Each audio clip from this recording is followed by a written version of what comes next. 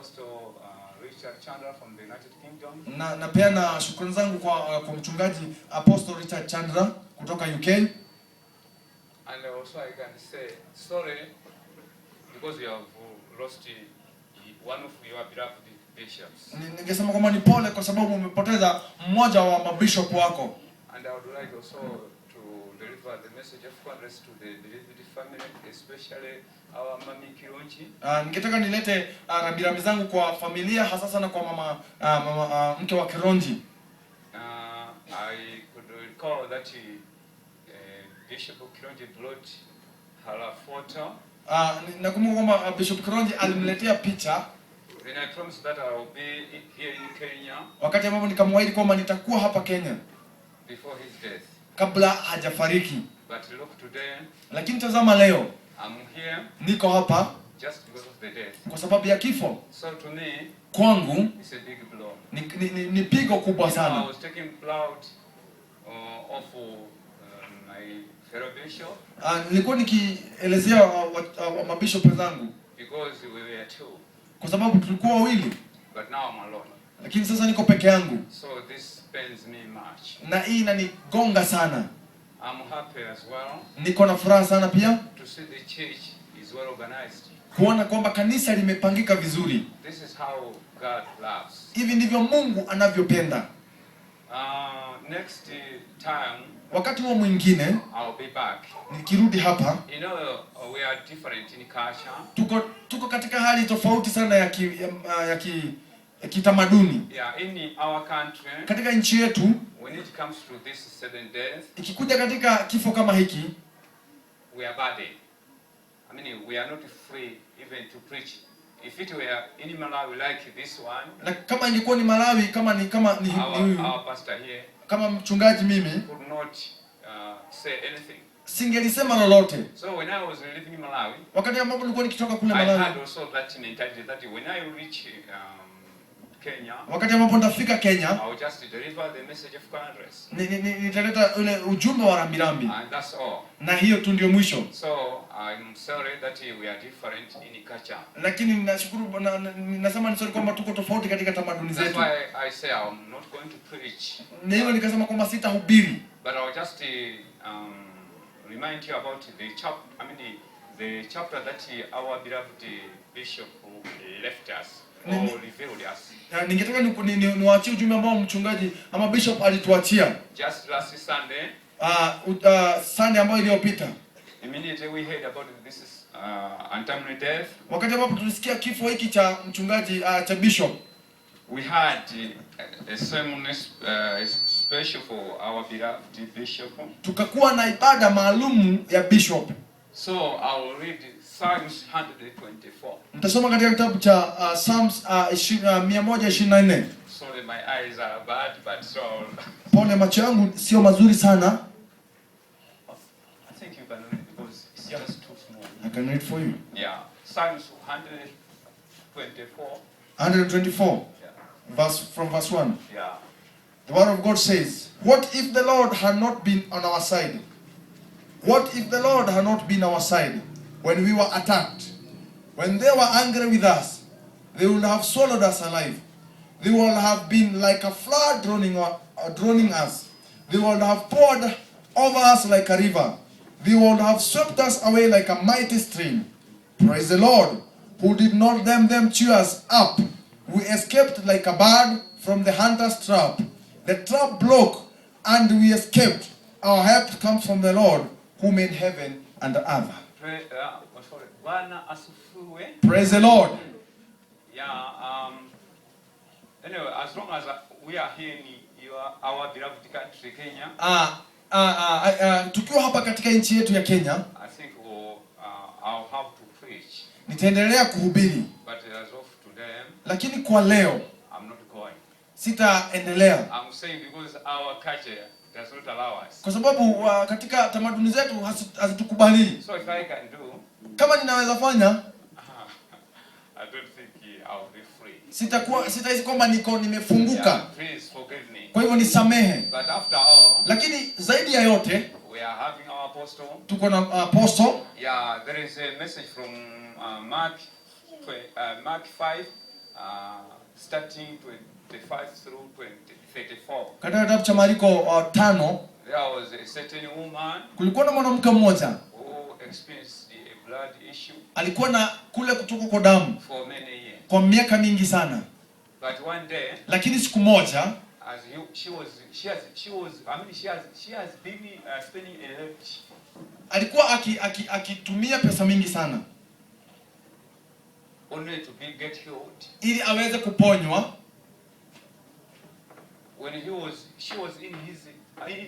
she was in her town, Wakati ambapo alikuwa katika mji ule wao, she saw Jesus. akamuona Yesu. Then she said, Akasema, even if I can only touch, hata kama ninaweza tu nikaguza, I can get be healed. ninaweza nikaponywa. You know, Jesus was more than the president of this earth. I mean, this world. Pardon? I mean, Jesus was more than the president of the country. Ya kwamba Yesu alikuwa zaidi ya rais wa nchi. I'm saying this because the president of our world, Nasema kwamba kwa sababu marais wa ulimwengu huu, wherever they are going, wakati wote wanapoenda, they are with bodyguards. wako na mabodyguards. And you cannot come closer. Na huwezi kuwakaribia. Even if you try to push others in order for you to know who he is. Hata kama unajaribu kujisukuma na kumkaribia ukamjue, They can stop you. Wanakusimamisha. But with this woman, lakini mwanamke huyu, she tried to her best, alijaribu alivyoweza to touch. kuguza. So what I'm saying, Kile ambacho nasema, I would like to encourage you as the church, nataka kuwatia nguvu kama kanisa, that you should try, lazima tujaribu even just to touch. hata tu kuguza.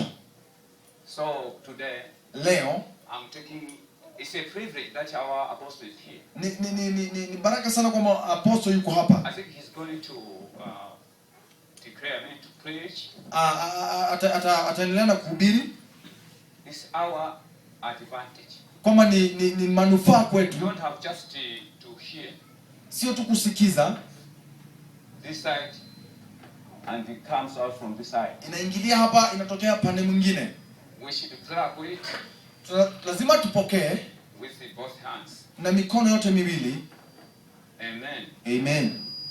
I've said I don't have much to say, Nimesema kwamba sina mengi ya kunena, but I forgot one thing. lakini nimesahau jambo moja. When I heard about this untimely death Wakati ambapo nilisikia kifo hiki cha bishop from our bishop, kutoka kwa bishop kwa apostle, we were deeply concerned.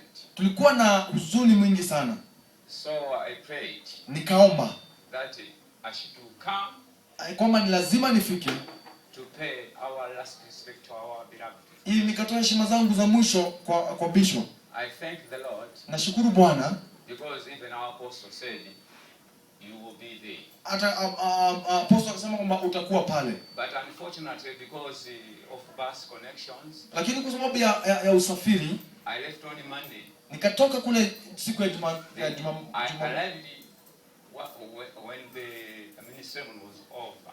About past 3, if I'm not mistaken. Yeah. Friday. Aliweza kufika Friday kuanzia saa 10 pale. You know, I've traveled more than 6,000 kilometers. Nimetembea zaidi ya kilomita 6,000.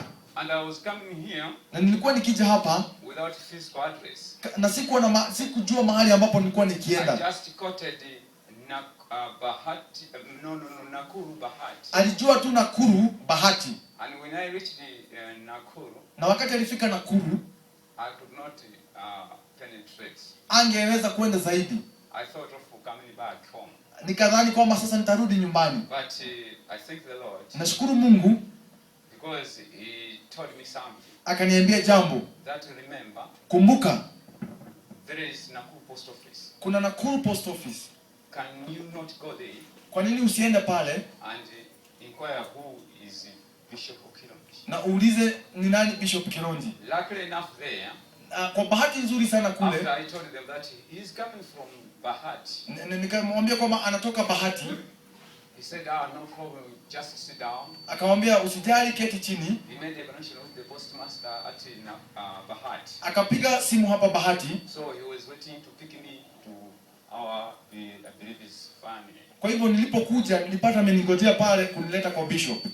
I thank the Lord. Nashukuru Bwana Because it was so painful if I did not reach you, especially at our his family. Kama singeweza kulifika wakati huo kwa familia. And this has also taught me that Na imenifunza ya kwamba there is nothing possible with God. Hakuna kitu ambacho hakiwezekani kwa Mungu. Sometimes we say, lakini wakati mwingine tunasema because I don't know that area, kwa sababu sijui mahali pale, because I don't have enough to take me to that area, kwa sababu sina za kutosha kunipeleka mahali pale. That is not true. Sio kweli. Look, tazama, my mommy at home, my mother especially, mama yangu kule nyumbani was keeping on phoning me, alikaa akinipigia simu when I coming here, nikija hapa, but because I've been facing a lot of hardships to reach here, nimekuwa na ugumu mwingi sana kufika hapa. I could even not to pick the phone. I was just switching it off. Singelichukua simu, nilikuwa nikiizima. Because I knew if I would have told her that I'm on my way, nikimwambia kwamba bado niko njiani, she would have cried. Angelia sana. Because she has put in Malawi go BP. Kuna kitu inaitwa kule Malawi BP.